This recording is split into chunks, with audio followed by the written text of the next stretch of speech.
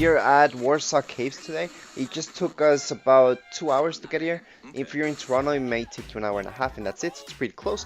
You will not get lost. It's really easy to get here. The parking lot's pretty big, and the caves are right there in front of you. So once you park your car, you will see this, and you can just head to the caves. It's just a 2-minute walk, and then you'll see the caves right away. Do go with nice running shoes and be ready to get pretty dirty, and go with flashlights. Don't forget your flashlights. You might not need them for the end, but in the startup caves, yes. So number 1 and 2 kind of lead one to the other, so you can start wherever you want.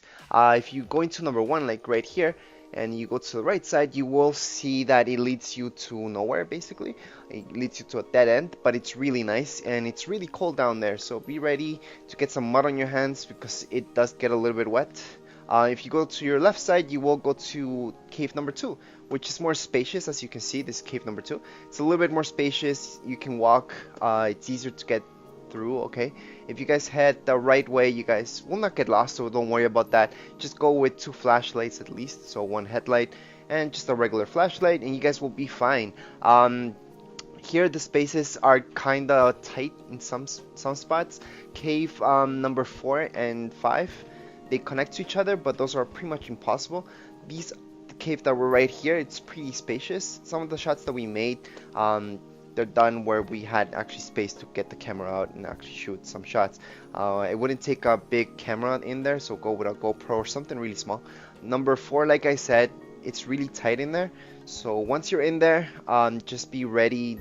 Don't go with your backpack or anything like that. Leave that in your car. We made the mistake of going with our backpack, and it did get in the way, especially number 4 and 5. Number 5, you can get out in several ways, same thing as number 6. Okay, so this is just one of the ways that you can get out from the cave, which is just going up. Number 6, it's a little bit more spacious, and you can get out several ways, so this is number 6. And again, number 6 and 7, you don't really need flashlights. There's enough light coming through the rocks, and it's not that deep in.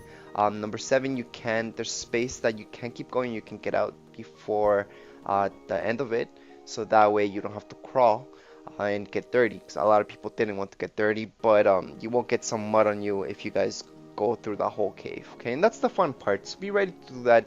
Bring a change of clothing because you will get very muddy if you go the correct way.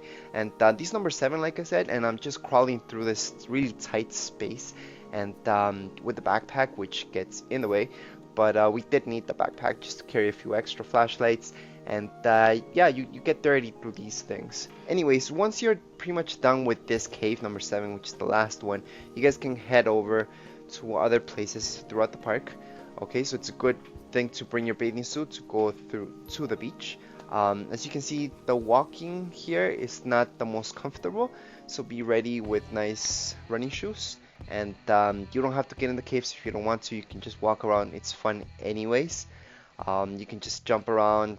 It's good for kids too. It's pretty safe. The beach is also very safe actually, because if you're 5'8" or 5'10", for example, the water will only reach about your hips, so it's not deep at all. So the river's pretty calm and pretty good, pretty warm water actually. After that, you guys can go for a walk just to see the park, and there's other things that you can see there. There's the walk that you can take a 10-20 minute walk, or you can take longer walks, depends which path you take. There's very nice scenery, as you can see here, and you can get in the water whenever you want. There's a lot of picnic areas, so you can take food there and just have your little picnics everywhere in the park. You will see this. This is one of the main attractions. I found it pretty interesting to see, but maybe not worth the walk. But anyways, nice to see. You can get some nice shots here, whether you're taking photographs or video. This is great.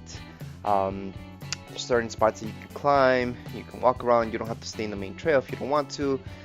Just make sure there are signs everywhere that actually tell you to stay in the main trail, so just so you don't get lost. But as long as you don't go off too much, you'll be okay. The campsites, they look pretty nice. They do have their main washroom where you have showers and everything like that if you decide to go camping, so that's pretty much nicely set up. The group campsites, they're pretty big. We found 2 of them that were pretty big. I'm not sure if it's just 2 or 3 of them, but the 2 main ones that we saw, they were pretty big, so I do recommend those.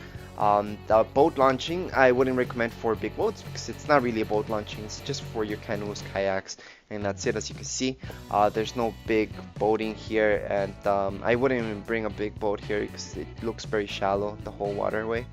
That's it for my review, guys. I had a great time here. I would highly recommend it. It costs 12 bucks to get in with your car, and that's about it. Anyways, if you guys have any comments, questions, you can write them here below in the comments area, and don't forget to subscribe and rate. Thank you.